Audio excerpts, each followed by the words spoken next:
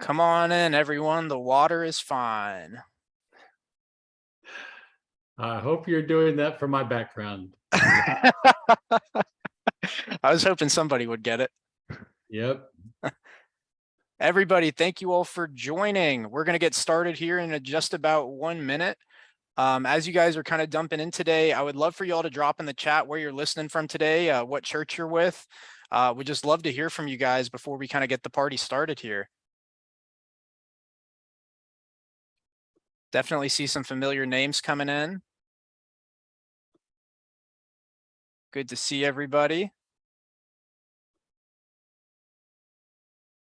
Awesome. And like I said, guys, we're going to get started in just about 1 minute here. If you just came in, if you would like to drop a message in the chat, say hello, say where you're listening from today. We would love to hear from you guys. But we got a really special guest here with us today that has some awesome information that we're looking forward to hearing.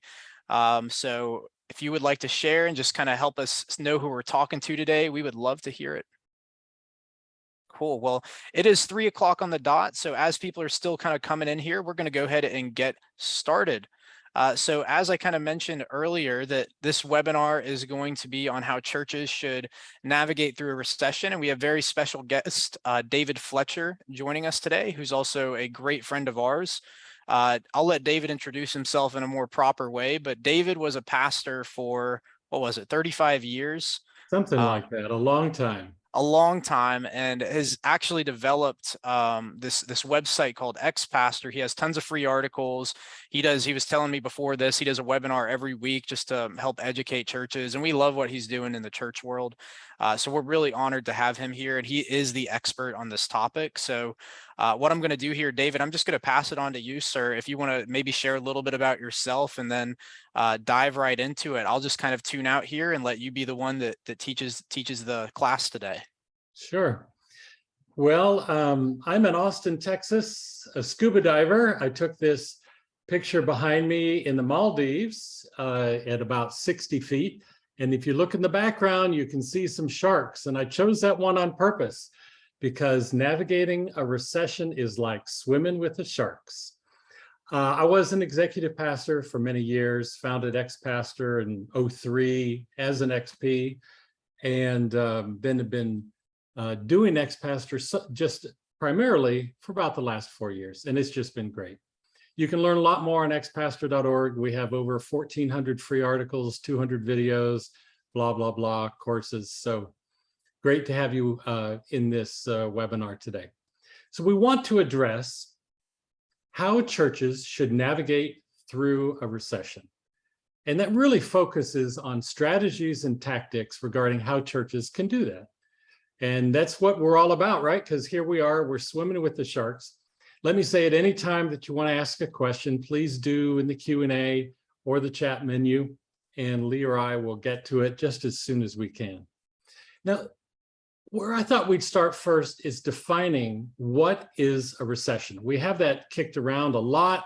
So let me show you a chart. So a recession is a business cycle contraction with a decline in economic activity. And they can have a widespread drop in spending. These are the last recessions over the last 60-ish years or so, 70 years. And this one I put in red right here because it was the last recession that many of us did ministry through. I certainly did. That was 2007-ish, 08. It really felt the major dip in 09, and then we began to get into a recovery in 2010. So in a recession, in the 2009 recession, private consumption fell for the first time in 20 years. We just stopped buying things, right? House values dropped. If you were a homeowner then, like I was, just way down. And then, of course, after the recession, picked way up. Savings were decimated in the stock market. That's why you want to buy and hold, not buy and sell right now. At least my view. Warren Buffett seems to agree with me, or maybe I'm agreeing with him. Humor trace. And unemployment in the last recession grew to 8.5%. Now let's just camp on that for a moment, 8.5%. Now, here, let me share this one, because this is where 2022 is a little different. This is from the Wall Street Journal, this chart. And in July alone, 528,000 jobs were added, recouping the number of payrolls lost in the wake of the pandemic. And the unemployment rate dropped to 3.5%, a half-century low. So is this a recession? Well, it could be one like we've never seen before. So yes, we probably are headed there, but you're going to hear a lot of different things in the news media. Is it or isn't it? We are seeing some slowdown in hiring around the country. We're not seeing the unemployment rate go up. It's at this historic low. So, and consumer spending is still pretty strong, but the stock market is certainly terrible. I don't know about you, but many investments are down 15 to 25%. Probably get that back in 4 years or so. But what are we going to do in the church until then? Okay, if you have any questions on a recession, send them in. I see the Q&A tab is not working right now. So, excuse me, the chat tab is not. So use the Q&A tab and we'll answer them that way. Okay, so how are we going to navigate economic uncertainty? You're running part of a church or the whole church. What does that mean for you? I mean, that's the bottom line. So let's just start looking at some of the major areas of our budget. And who can put in the Q&A tab, what percentage of your budget goes to staff? So you have $1 million budget, let's say. How much of that goes to staff? And while you're doing that, I'll answer this question. Shouldn't the quality of jobs be a factor, meaning the increase in job numbers, entry-level positions? Oh, that's a great one. I don't have the answer to that. All I can say is we should all start working for McDonald's, where minimum wage is starting at like 15 to 20 bucks an hour. So in some scenarios, there's plenty of entry-level jobs. I noticed in the Wall Street Journal just recently, they said that some companies are thinking of not requiring a college degree because it doesn't mean what it used to mean. I can't add all that up right now, but wonderful question. So here's some of the answers we've gotten from people. 50%, good. 46%, 55%, 60%, you're a little high. That's going to be tough for you in the recession. 60 to 65, again, that's a little bit of a red flag. 51, 60, 50, 48. Okay, so let's just pick the number of 50%, which is right below the national average. Now, if you're above that, that means that you're not going to have much money to spend, especially if you have a mortgage. We'll get into that next, but let's just pick the number of about 50%. So here's some things, and please feel free to interact and we'll talk through these slowly. So if 50% of your budget, let's just pick $1 million budget, $500,000 goes to staff, that's relatively fixed, right? You can't change that very quickly. But what you can do is you can defer new hiring. So you have an open position and you say, I could fill that anytime between September and January reasonably. Pick January. Do it after your end of year giving comes in. Maybe hire a temp worker or maybe increase somebody's hours until you can hire the next person full time. You don't want to hire someone in November and then find in January that you don't have enough money to keep them, right? So the first one is to defer new hiring. And that leads right to the next one of you slow down on replacement hiring. So a new hire is a position you want to expand into. A replacement hire is you have a full-time person, they rotate off staff. Let's say you have an IT director and a company offers them double or triple the salary. Well, they're gone, and so you just slow down that replacement.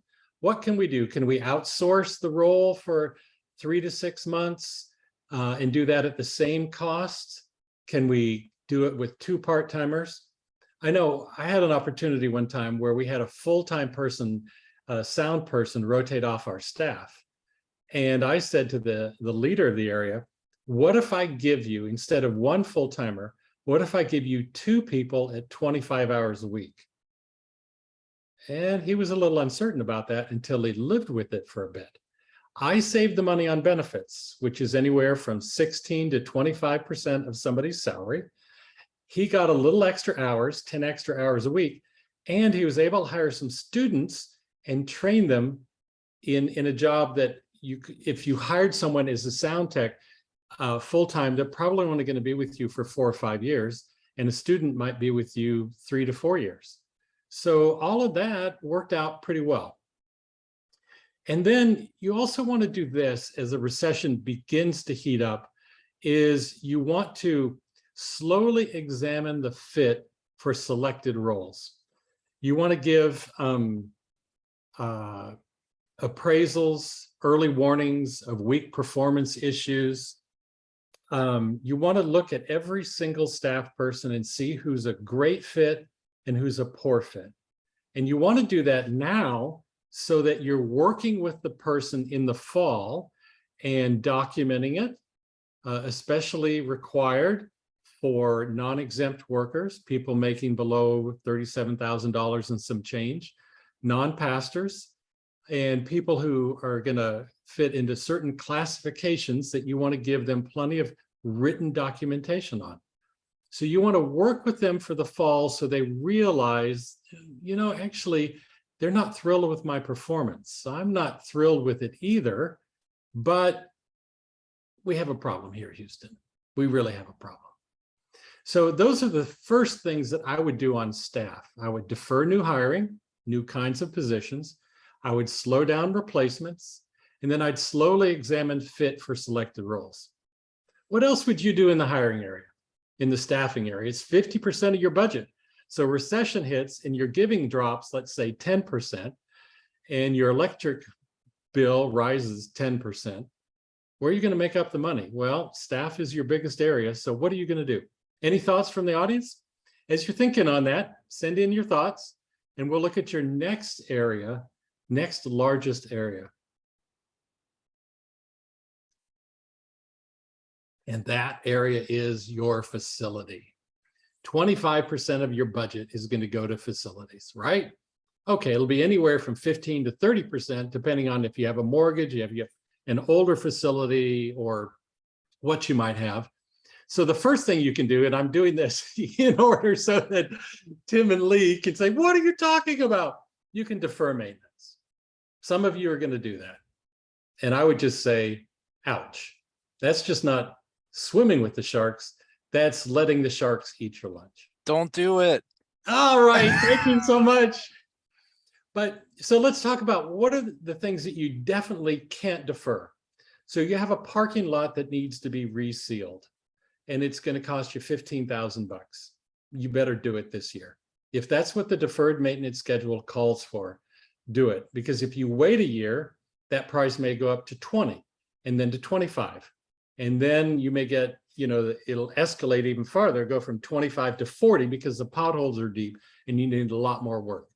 So that's not the kind of maintenance that you can defer. But here's one for you to think about. You need a new AC unit. Maybe it's a rooftop unit. Tim and Lee are probably thrilled that I can even call them RTCs, RTUs, rooftop units. Can't get the initials right. So this is what I've done. It's approaching winter and you're thinking it's not a heater, it's just the AC part of that unit. Maybe we can wait until spring to do that. Maybe I can stretch it out. We're not going to use it very much. Okay. So you have a plan and a schedule, and instead of doing it in November, you're going to do it in April. So you're going to smooth out your cash flow. Here's one. What if you need new carpet in your facility? What are you going to do? I mean, you really need it. The gold or the red or the lime carpeting was really in 1980. And you have holes that you're kind of working around. What are you going to do? Now, I would call this one really dicey in a recession, because if you spruce up the worship center in a recession without communicating well with your congregation, they're going to think that you have money to burn. They may like it. That's not the issue. but they're going to say, well, at home, we're not buying a new color TV set this year. We're not putting in new carpeting. So what you should do in this case is you want to look at those expenses that could be deferred and those that, I really can't go beyond February without new carpeting. It's important for visitors. The holes might be a little trip hazard. If it is, you should do it right away. I really need to do it by February. Then what you should do in January, if the recession grows and money gets tight, is you got to tell your people well. So you want to communicate well up front. Look, we're being as tight as we can. We put off the air conditioner because it was safe to do until April, but we have to spend the money on this carpet now. It's a trip hazard. So just tell the people that. Some donor may come to you, by the way. Let's say you shared that with a group of leaders in October, and you may get some donor who says in November, here's some money. I'll just pay for the carpeting now because it's ugly. It's a trip hazard. December is a really important time for visitors coming, for Christmas services. I want it to look good for the new year. Great. Accept it as a designated gift. Spend it all on that purpose and report back to the donor when it's done. And report to the congregation that somebody paid for it. So they don't think that, all of their money is going for new carpeting when they're not getting new carpeting at home. So those are a couple of things on facilities, and that's 25% of your budget. Now, the problem is on HVAC costs, utility costs, those are pretty fixed.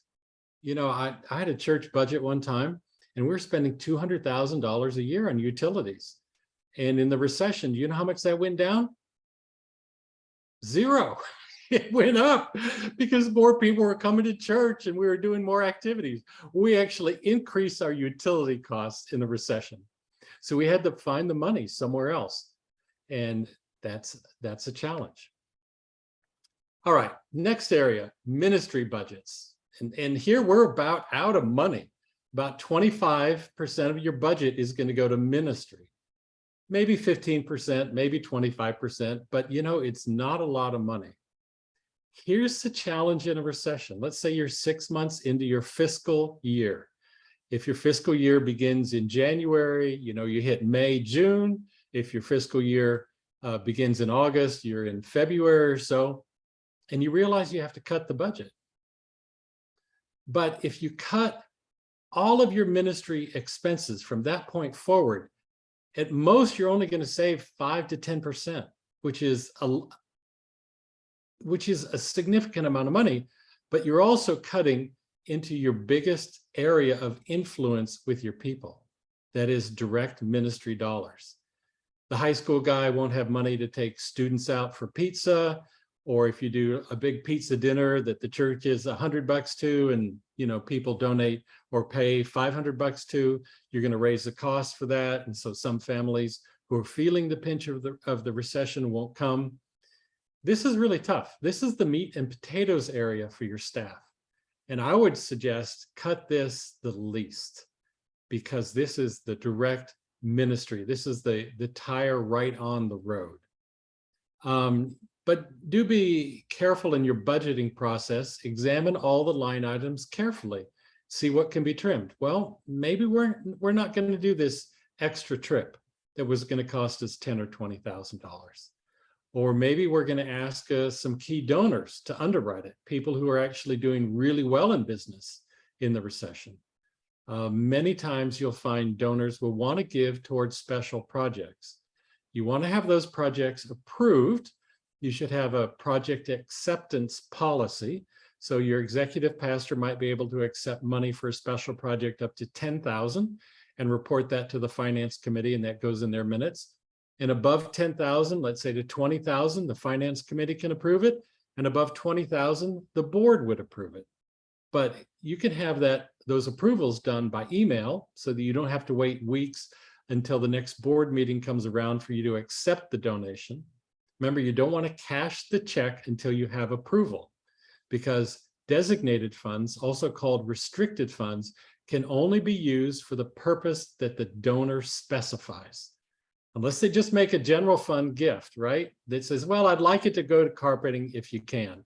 But if they write carpeting on the check, it needs to go to carpeting. That's the law. You don't have any way around it. And we're not talking just US law. We're talking, kingdom principles here. This is straight out of the Sermon on the Mount. Your yes has to be yes, and your no has to be no. Let's do the carpeting example. Let's say somebody gives you $100,000 for carpeting, just wall to wall everywhere, and you only spend 75 because your carpeting dealer is a member of the church and gives it to you at his price and installs it at his cost. Okay, so you got 25,000 extra bucks for carpeting that you're not going to use. You go back to the original donor and say, man, we got a deal. We have 25,000 extra dollars. Can we use it for this other project? Get his or her reply in writing and keep it in the finance files. There, you're all clean. They've approved it. It's no problem. The other thing you're going to want to do in your budgets, and this is really hard if you don't have this line item yet, is you want a contingency line item so you don't have to trim ministry expenses next year. I would suggest at least 5% of your budget should be contingency.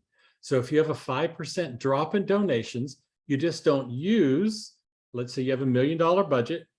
So you take $50,000 of that, put it in a contingency line item. You have a policy on how to spend that money, such as we'll spend it when our general fund needs are met, when income is at budget and expenses are at budget. And then here's where we think we're going to spend it. But in a recession, if your income drops 5%, you just don't spend the 5% contingency, and you don't have to cut into ministry dollars. Nothing is more discouraging to a staff person than to get 3 to 6 months into a budget year, and for the XP or other leader in the church to say, hold all ministry expenses, except what we've already committed to. And they're like, but my whole ministry is built on, I need books, or I got this summer camp coming up and we had a $5,000 scholarship in that. So you want to be really careful on that. All right, let me take a drink and send in any questions about cutting ministry expenses or facility expenses. Lee, are we tracking well so far? You following me? So far, so good. I'm taking notes of my own. Okay. And I liked your humor that you injected on the, facility cuts. In terms of deferred maintenance, you have lots of great material on that. I love it. And they will continue to come up. And here's a question that's come in. What was the percentage for ministry? Typically, church budgets are somewhere between 15 and 25% of your budget goes for ministry. And this often includes local and international missions. So on a $100,000 budget, you're looking at somewhere between 150,000 to 250 is ministry. And many times it's at the low side of that, especially if you have a mortgage that you're paying off. A mortgage can easily be 10% of your budget. And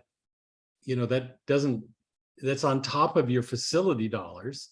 So if your facility costs you 20%, your mortgage is another 10%, you're up to 30% there. You have to contract somewhere else. And typically that is ministry budgets. From the staffing numbers we saw, most churches are at that 50% mark. Some are even higher, and that means you have even less money to cut other places in a recession. That's pretty tough. Lee, did we have another question come in? That was the only one, I believe. Okay, great. All right. So another thing you should do in a recession is, this is what you want to think about, is you want to have 3 different budgets. Your A budget is what's approved, but you may also get approved to show to your board and say, we're not going to go here until we talk about it, a B and C budget. B has some mild reductions and C is really tough. So this means in your budget scenario with budget A, this is just how we're going to do business, kind of keeping things on a low, no growth to low growth. A B budget is we're going to cut our budget by 5 to 10%. Money's not coming in. our fixed expenses are pretty high. And that means we're probably going to have to lose a staff person or two. We're going to trim some programs that we're not thrilled about trimming, but we have to trim. And that would be a B budget, 5 to 10%. A C budget is a really tough scenario, but it's a good exercise to go through. This is kind of where you're really swimming with the sharks. Hey, we had a question come in. Can you put up your slide on staffing costs? Let me come back to that. I'll do it. But also all the slides will be available to you after the budget, after the meeting. I will even see about adding another one of overall ministry expenses with some examples. Okay, there's that. So what you want to do on different budgets is you're making these contingency budgets, and the C budget is really tough. I can't say it any other way. You're looking at staff members. Remember, you've done that analysis in the fall of every staff member. And you say, look, here's 3 different people who are, they're just not good fits. Here's another 3 that we're working with. So the 3 who are definitely not good fits are probably in that B budget that you're not going to be able to keep and afford. And that C budget has the 3 who are not good fits and the 3 maybes in it too. And this can all be administrative staff because they're the ones who are keeping so much ministry going. You let your facility director go. Humor, I'm doing this for Tim and Lee's sake, but who's going to manage, your $10 million property? Lee, do you have a number? What's the average church facility worth in terms of dollars? Do you know? Not off the top of my head, but there's definitely a large range of it. Well, I'm going to say they start at $3 million. Easily. I know many facilities at 10. I know a lot at $50 million. This is a church that's bought a lot of property in the past and is built out over time. And some churches are $100 million. So let's just do the smaller one. Let's just say $5 million. So you have a $5 million investment and you're going to let go of your facility director, even though he or she is wonderfully competent. It's like, well, we just can't afford that. It's like, no, you cannot not afford to have someone looking after your $5 million investment. That's the bottom line. Now, you might outsource facility staff. So that takes them off of your payroll. That takes them out of your benefits at 10, 20, or 30%. And then someone else is managing that for you. So you don't need that degree of management too. That's an interesting way, and I've done that in the past, of saving some significant amount of money. Why not just let the youth pastor do it, right, David? I'm sure there's a course in seminary somewhere on youth pastors who manage facilities. That is a truly lousy way to go. Most pastors know nothing about facilities, right, Lee? Amen. We see it though. We see it. Yeah, it's a hard go. Yep. And if it comes down to closing the church or letting a staff person go, you're going to let some staff people go. You don't want to. That's why you want enough runway on this so that you can give people good severance, especially if the job market gets tight. Remember, in 2009, unemployment rate was 8.5%. That means people had a really tough time finding jobs. Okay, so I would give somebody 8 to 12 weeks of severance. Say, look, I know it's a hard time, and we've been thinking about this. And so we're going to give you enough runway that you can land in a new position, hopefully well. That's our hope for you. We just don't have the money for it right now here. So you're making these A, B, and C budgets. A is probably 0% growth. B is a 5 to 10% decline. And a C is a 10 to 20% cut in your budget. You could start charging for external events. So instead of charging, let's say you did $50, you started charging 100 plus utilities. You could up your wedding fees to cover, HVAC costs and utility costs. Never forget how expensive your insurance is that covers all of these things. So that should be included there. You should take a really hard look in a recession at your coffee shop ministry. Most of them are enormous losers of dollars. It's wonderful. Oh, I got a latte at church, but that latte for, your 200, 500, 1,000, 2,000 people may be costing your church anywhere from $20,000 to $100,000 in costs. That's just the labor costs. And then you have the food costs on top of that. And most of us are not looking at the total cost of doing a coffee shop, which is utilities, it's HVAC repair, it's HR for those employees, it's the cost of the employees, it's the cost of the equipment, it's the maintenance of the equipment, and a small slice way down to the bottom is food, coffee beans, things like that. And not to mention the point of sale systems and all that too. But David, I had a random question for you as you were talking about facilities. Actually, I have two questions. The first one I hear a lot from some of our folks is they have a custodian or facility manager that's been there for 25, 30 years. Everybody loves them at the church. They are just like a huge culture fit, but frankly, sometimes they just don't get the job done as efficiently as possible. And maybe in a time like this, may be worth considering letting that person go. But I've noticed for some churches, letting that person go is usually a very hairy subject in terms of the relationships they've made. Do you have any guidance for a principle or kind of a scenario like that? Well, that's why I would start off in the fall talking about work and results. How is the job actually getting done? Mm. Where are they falling down on the job? Are they not able to carry the packages like they used to? Let's say you have in the job description for a facilities worker that they have to be able to carry a 40-pound package, and they just won't do that anymore. Well, they're not fulfilling that part of the job description. Let's say they get a little tipsy on ladders, and yet part of the job description is they have to be able to climb a 6-foot ladder and paint simultaneously. Let's say part of the job description is to clean this much of the facility on their own, and they're only cleaning 1/2 of X.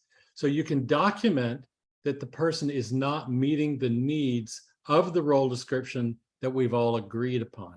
So they can understand that I'm not able to do this job anymore. That's good. And then you do enough time. So you're having conversations with the person.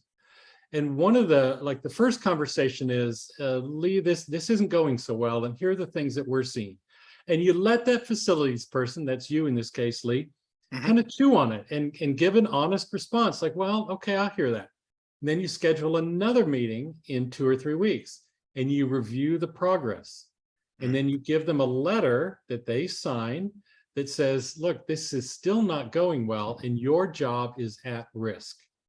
Now, if you're going to let them go, you don't want to do that before Christmas. You Right. could, but I would suggest after Christmas, and then give them good severance and say, look, we want you to continue to attend the church. We're going to outsource the facilities for the next 3 years. So there's kind of an easy answer about what happened to their job instead of some new guy coming in. And maybe down the road, there'll be another position that we could hire you for because we like you as an individual, but we have to get the work done. That's good. My other question I was going to ask you is some of our clients have been doing this, and I think it's actually really wise, but I want to get your opinion on it.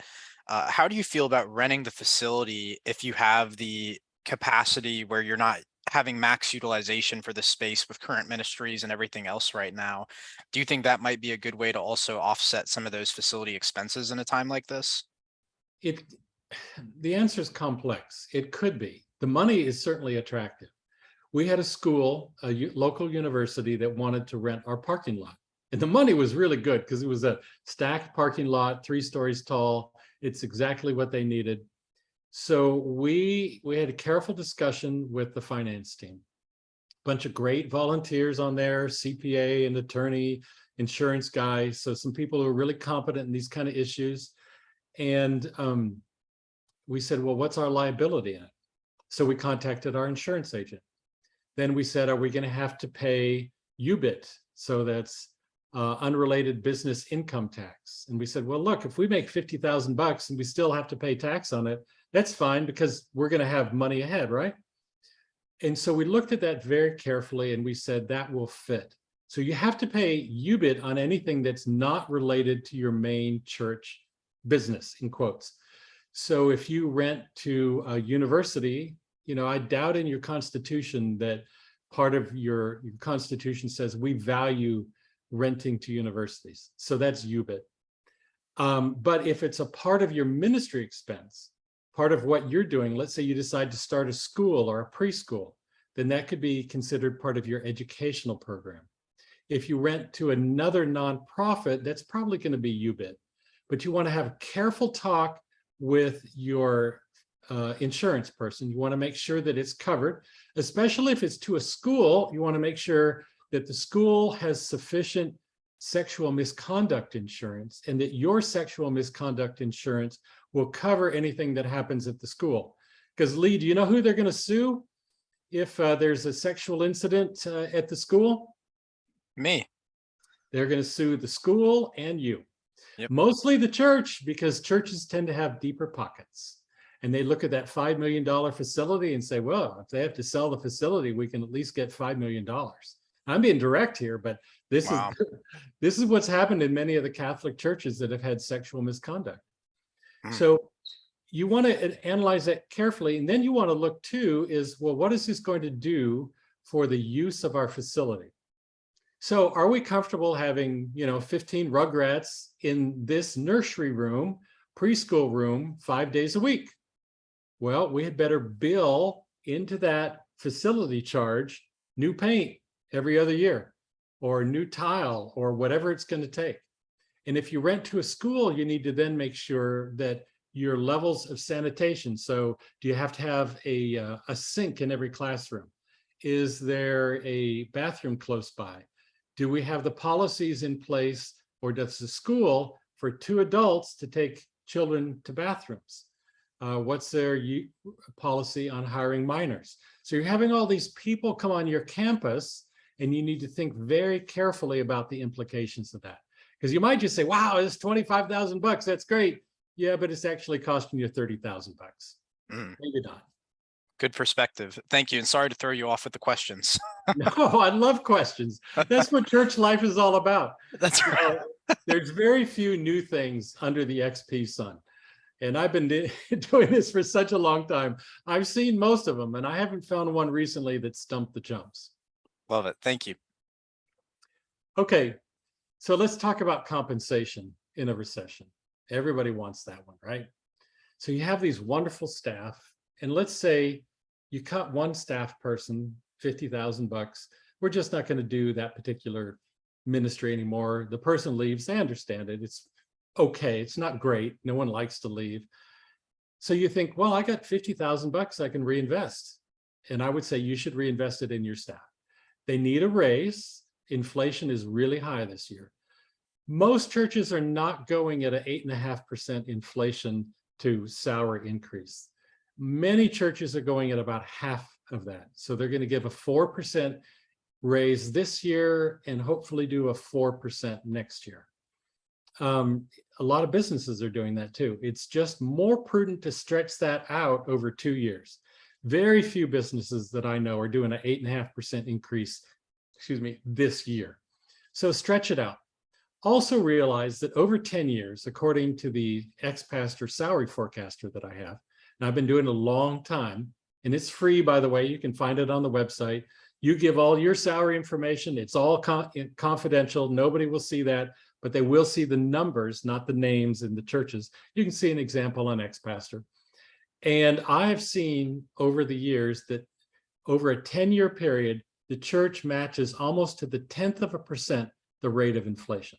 Not over 1 year, not over 2 years, but over 4, 5, and 10 years, churches will match the rate of inflation.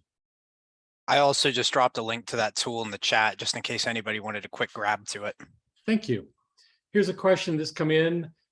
Should I confer with an attorney on rental income and UBIT? For the IRS website, rent is usually excluded from rent from real property. UBIT is something you don't want to be caught in. I'm not sure that the attorney is the right one, maybe on the legal issues of who you rent to, but a CPA would be the right one to talk about your very specific situation. With my confab group, so I have a group of 12 XPs that I meet with every 3 weeks. You can find more info on that on the website on xpastor.org. And this has come up, and I have like 10 slides on it. And it's very detailed, and the cases and the scenarios are very distinct. What applies to a church, what doesn't. So a coffee shop is not UBIT, but other kinds of things can be UBIT. Coffee shop is generally not UBIT because you don't make a profit on it when you put in all the expenses. Certain kinds of rent are not UBIT, but certain kinds of rent are. It's very specific. It's a technical point in the law. So talk to the pros. That's why I would suggest that you have a great finance team with a CPA and attorney on it, and you just kick it around right there. And if your church does a financial review or an audit, then you go back and talk to the firm that did that and get a letter from them. It may cost you $100 or $200, but you have the letter in your file that is their official opinion on this subject. Why do that? Because if the IRS audits you later, you get to pay a fine, you get to pay the back taxes, and it's going to be a whole lot of money. So just pay $200 in advance and see if it really is a UBIT expense. Okay, here's another thing that you're going to want to do, especially in a recession, but this is just general church ministry 101, generosity. The first thing on generosity is you want to see how you talk to non-donors. Typically in a church environment, 50 to 60% of the people are only going to give about 5% of your budget. And then you're going to have another 25% who never give at all. Okay, so maybe you should do a backpack project for school kids. Maybe you should do a special Thanksgiving project so that new donors, people who generally like to give to special projects, will get in this habit of being generous through the church. And then they may wake up and say, wait, I'm sitting there in church and I'm using the electricity and all the staff is there, and I'm going to just start out with $500 a year. Okay, that's what I can afford, they think. And that's where I'm going to start. Great. So examine how you are talking to your non-donors. Typically, this happens in the offering moment, and it's not the time to ask for money. The offering moment is the time when you want to present the great ministry that's happening. Take a 90-second, a 60-second video with somebody's iPhone or Android device, show that video, show that smiling teenager who's doing great ministry for the first time ever, show the baptism video. And the capstone is not, and you can give to this. No, the capstone is, thank you for your investment in God's kingdom. Everyone will get it. Your existing donors will say, that's where my money's going to. And your new donors or non-donors will say, you know, this is the kind of place I should invest in. They're doing something good here. You also want to examine how you address new donors. So this person has now given you $50, $500, $5,000. Do you send them a form letter? Well, I hope not. Everyone should get at least a hand-signed letter. Many recommend a handwritten letter. Now, that doesn't appeal to me, but it might appeal to you. But I would like a letter from the church. Did you get my money? I just don't want to see the canceled check. And then in the letter, you want to talk about ministry. Don't talk about their money. They already know that.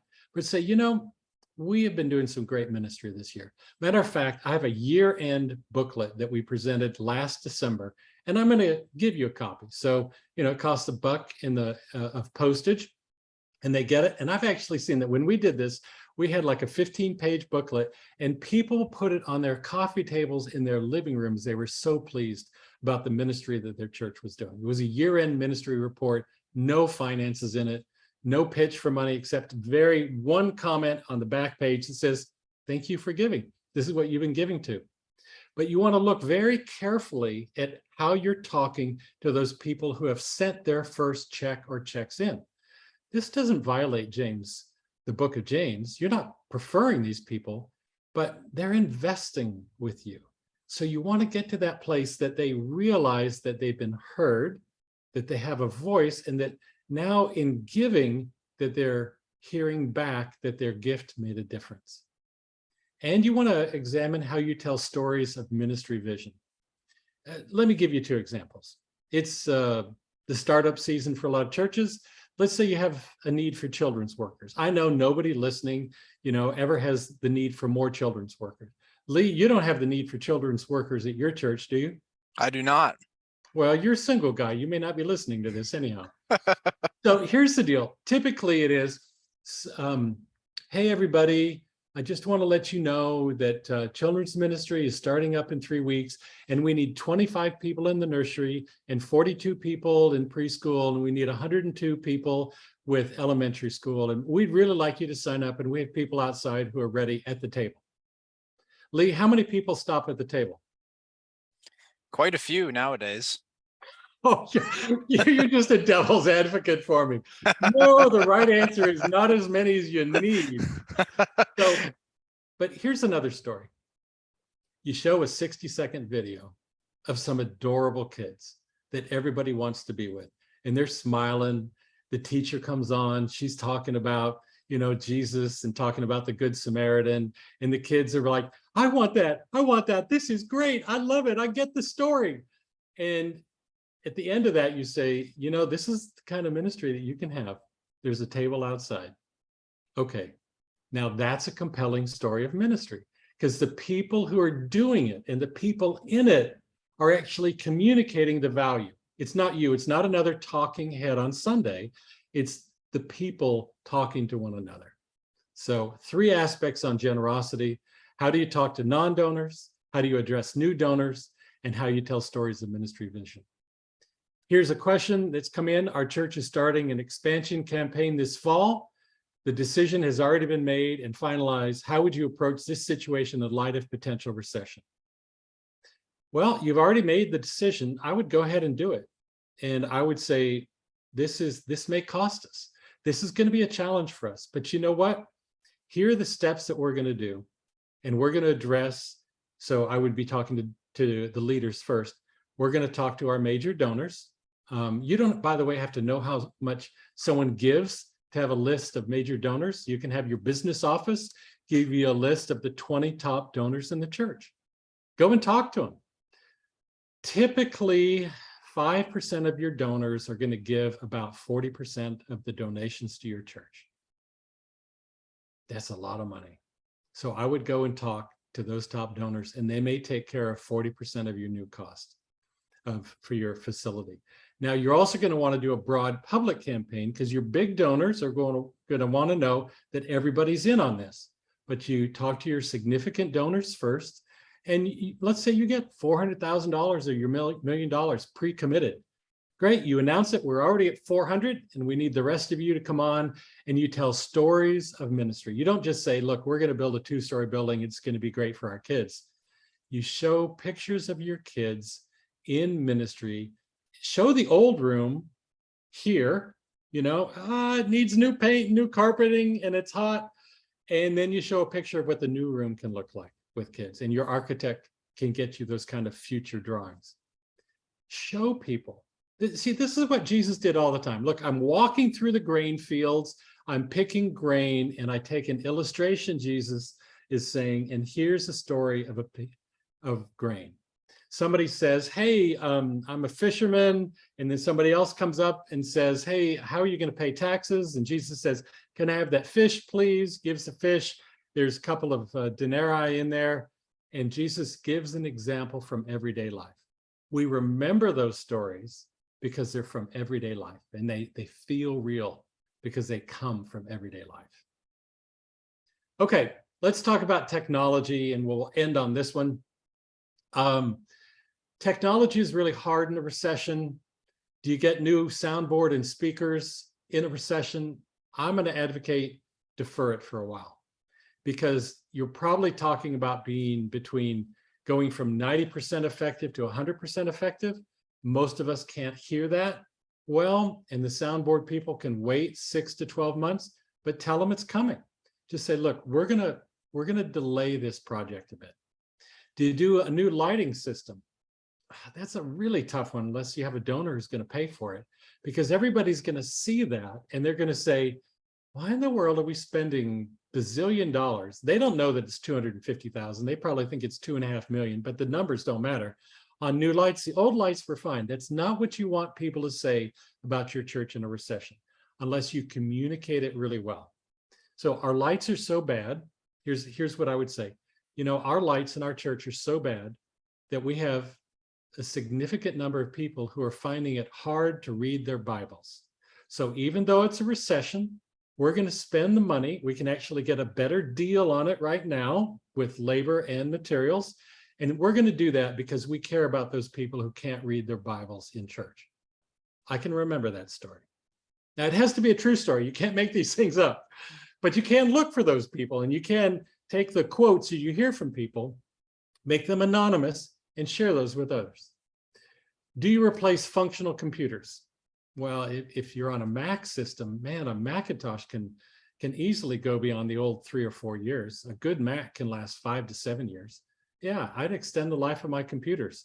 Now, maybe not for your IT people, maybe not for your graphics people, but pastors don't need a super whiz-bang fast computer generally if you're just writing messages for adults or kids or surfing the web. That's pretty basic stuff.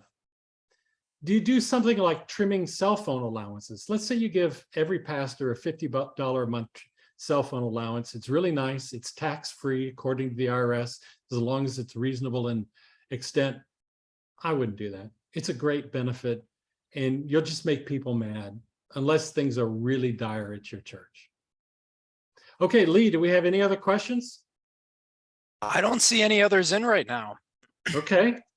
Well, it's been a lot of fun. Feel free to contact me through XPastor.